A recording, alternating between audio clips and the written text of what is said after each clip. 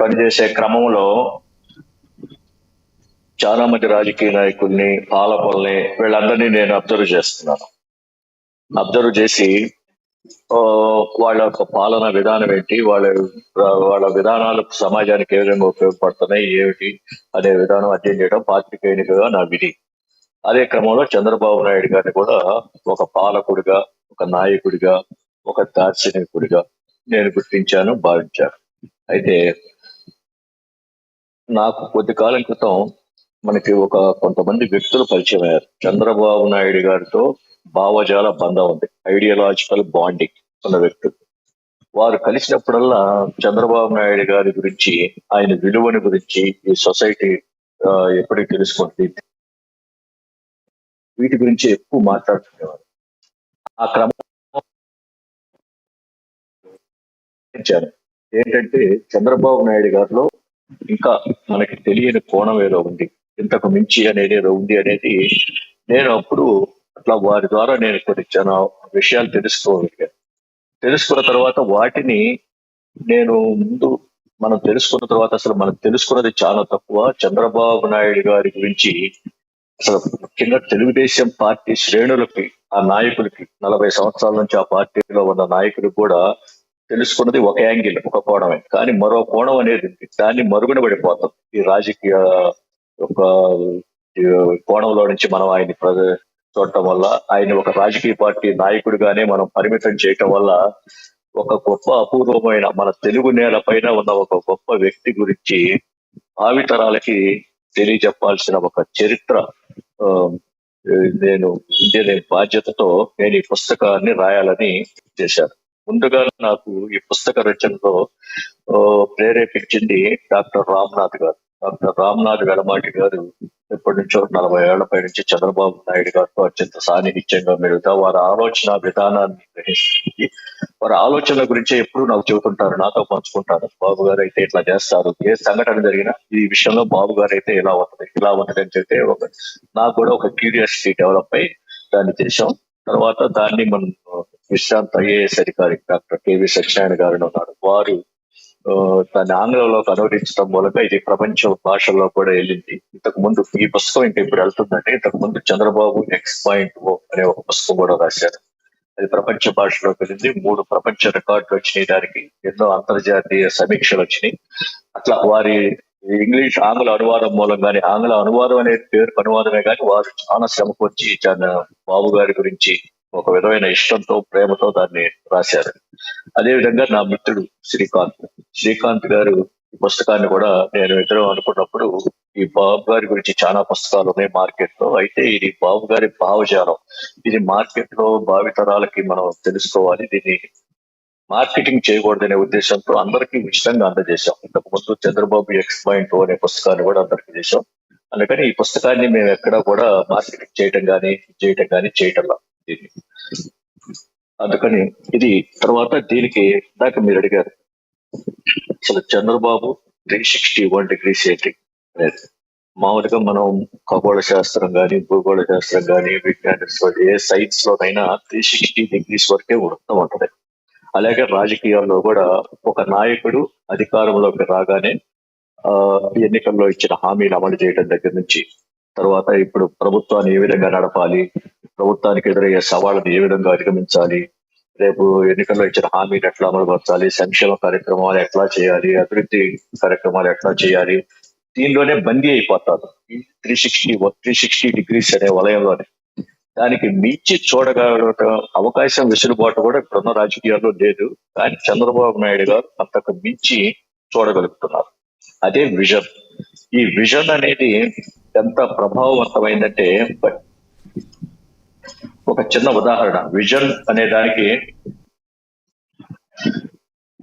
Resound ఇస్తుంది అంతా అక్కడ. హలో. విజన్ అనేది ఎంత పవర్ఫుల్ అనేది మనకి ఒక సింగపూర్ ని చూస్తే తెలుస్తుంది. ఎందుకంటే సింగపూర్ అనేది ఒకప్పుడు, అది స్వాతంత్రం వచ్చే నాటికి ఒక చిన్న మత్స్యకార గ్రామం. అక్కడ వ్యవసాయానికి భూమి కానీ, ఒక సెంటు భూమి కూడా వ్యవసాయ భూమి లేదు, తాగటానికి నీళ్లు కూడా లేవు, ఏ విధమైన సహజ వనరులు లేవు. భౌగోళికపరమైన జియోగ్రాఫికల్ అడ్వాంటేజెస్ లేవు, దానికి ప్రకృతి అనుకూలతలు కూడా ఏ విధమైన లేవు. అలాంటి సింగపూర్ ని కేవలం 6 దశాబ్దాల కాలంలో లీ లీ క్వాన్ యూ అనే ఆయన పాలనా పగ్గాలు చేపట్టారు సింగపూర్ ప్రధానిగా. చేపట్టిన తర్వాత 6 దశాబ్దాల కాలంలో ఈ సింగపూర్ అనేది ఒక గ్లోబల్ పవర్ హౌస్ గా మారింది. అంటే అసలు ఏ విధమైన వనరులు కానీ, అసలు అవకాశాలు కానీ ఏ విధమైన ఇది లేవు. అలాంటిది కేవలం ఒక విజన్ తోనే సాధ్యమైంది. అందుకని విజన్ తో ఎన్ని అద్భుతాలు సృష్టించవచ్చు అనే దానికి సింగపూర్ పాలకుడు ప్రత్యక్ష నిదర్శనం. సింగపూర్ కంట్రీ మనకు ప్రత్యక్ష నిదర్శనం.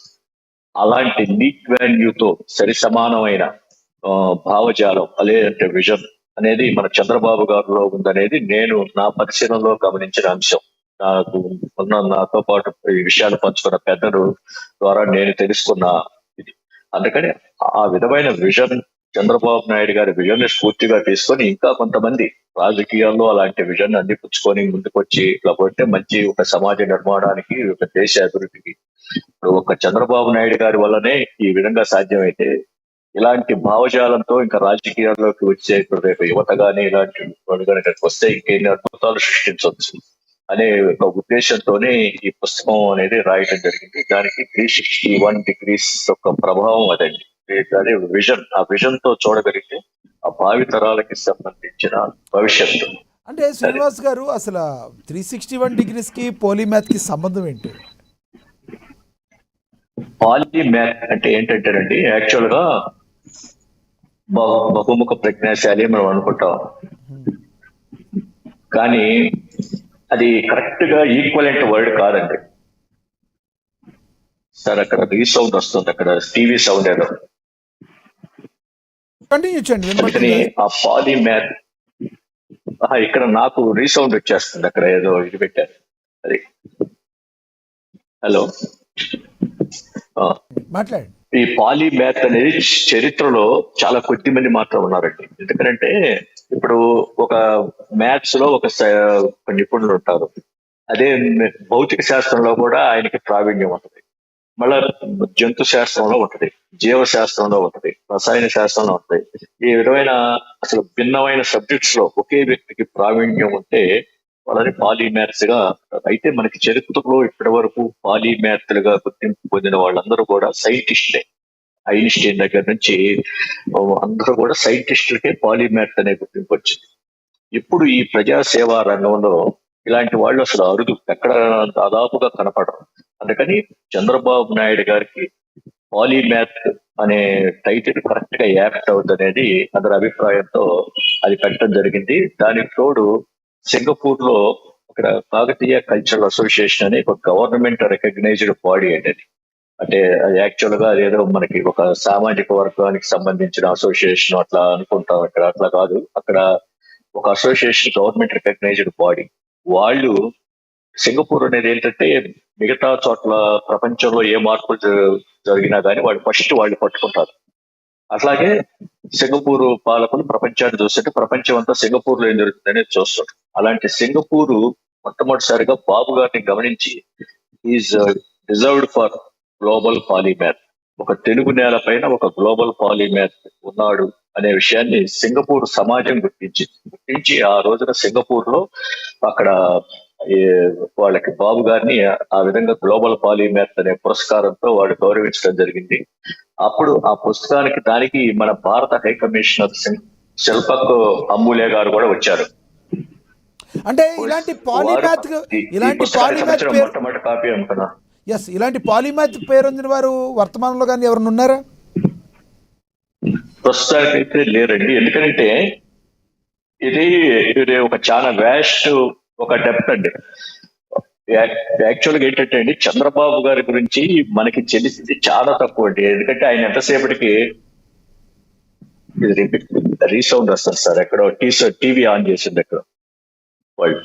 సరే, ఆ విధమైన భావజాలం ఉన్న వాళ్ళు చాలా తక్కువగా ఉంటారు. చంద్రబాబు నాయుడు గారు మనం ఎంతసేపటికి ఒక రాజకీయ పార్టీ నాయకుడు, తెలుగుదేశం పార్టీ అధినేత, జాతీయ అధ్యక్షుడు, ఆంధ్రప్రదేశ్ కి 4 సార్లు ముఖ్యమంత్రిగా పనిచేసిన నాయకుడు, ఒక విజనరీ, ఇట్లా ఆల్రెడీ విజన్ 2020, తర్వాత స్వర్ణాంధ్ర 2047 ఇట్లాంటి ఈ రూపకర్తగానే మనందరం అనుకుంటాం. చాలా మంది తెలుగుదేశం శ్రేణులు కూడా ఆ యాంగిల్ లో చూస్తారు.